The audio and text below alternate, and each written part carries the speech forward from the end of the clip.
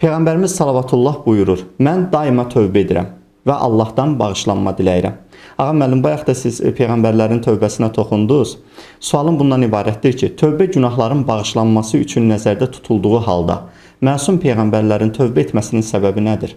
Bakın bizim bir insanlık tarafımız var. Biz bir Müslüman olarak, bir insan olarak Allah'ın rahmetine, o derin bayaq söylediğiniz derin merhamet deryasına mühtacıq. Bir qavvas kimi ora enməyə, səy göstərməyə, cəhd göstərməyə ehtiyacımız var. Biz ehtiyaclı bir varlığıq və günaha meyilliyik. Hərçənd ki, ətrafımızda dünya var. Dünyanın bir vakum kimi, bir cazibə kimi insanı çəkib aparan tərəfi var. Unutmayaq ki, bu dünyanın içərisində sirri ilə, seyri ilə çox bilən bir iblis var. Şeytan ordusuyla beraber. Unutmayaq, Allah-u Teala ən əfi düşmanı da içərimizdə yerləşdirib. A'da aduvikum deyir. Ən qorxunç düşmanınız beynibdeykum, sizin iki qolunuz arasındadır deyir Nəbilərin Sultanı Aleyhisselatü Vesselam. Və bayaq da oxuduğumuz hədisdə o Könüllər Sultanı Aleyhisselatü Vesselam buyurur ki, mən hər gün 70 dəfə bayaqdır qaynaqlarımızda 100 dəfə ya tövbə, ya istiğfar edirəm.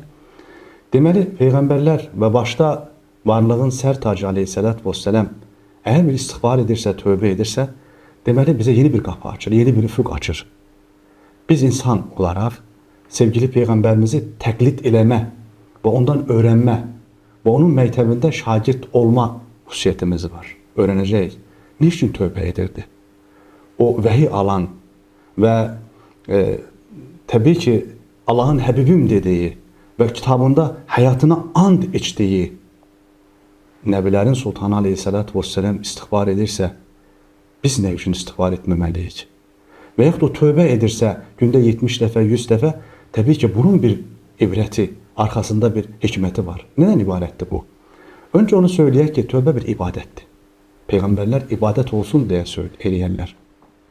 İki, tövbə məqamı insanın mənəvi rütbəsini, ruhani səviyyəsini yüksəldir. Böylərimiz söylüyorlar ki, Allah'ın Resulünün istiğfar ve tövbesinin arkasında önceki aşağı olan halına istiğfar var. O mütemadi olarak, devamlı olarak daim terakkidedir.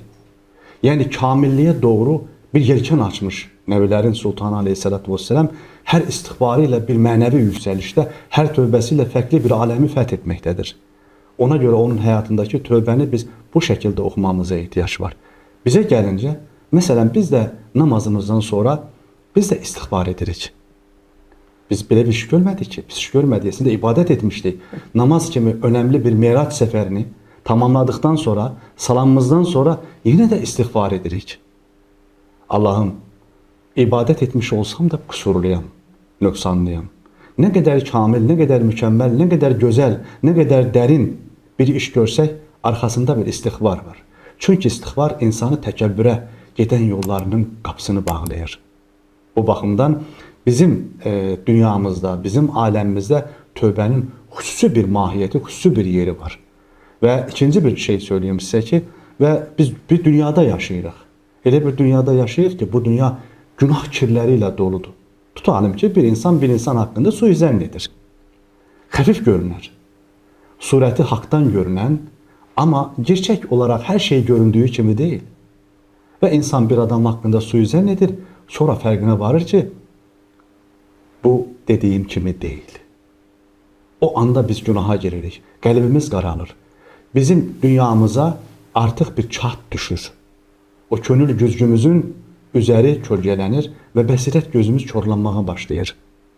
Çok xəfifdir. Ama gerçekten bunun arka planında bu var. Anında ne edəcəyik? Tövbəyə ihtiyaç var.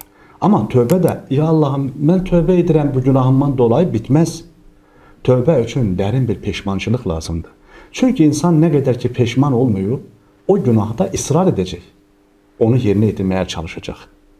Ama tövbə əslində dönüşdür. İnsan nifrəti eləməyi dində xoş görünməz. Dindar və kindar insan. Bunlar ayrı-ayrı kategoriyaya aiddir.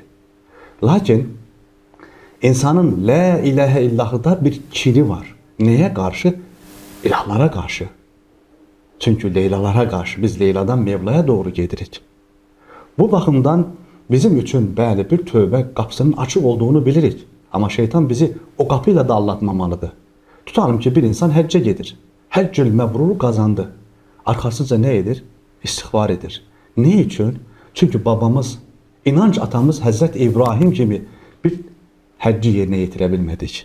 Onun endişesini yaşayırıq. Hər halda bilir ya Allah bizi bağışladı.